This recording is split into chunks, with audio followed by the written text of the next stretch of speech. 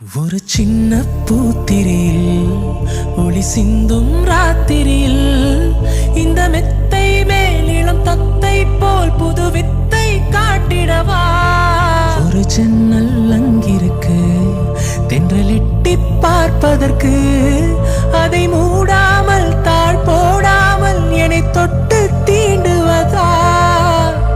மாமன் காரந்தானே மாலை போட்ட நானே, மோகம் தீரவே மெதுவாய் மெதுவாய் தொடலாம். மீனம்மா மழை உன்னை நினைத்தால் இங்கு எனக்கல்லவா குளிர் காய்ச்சல் வரும்.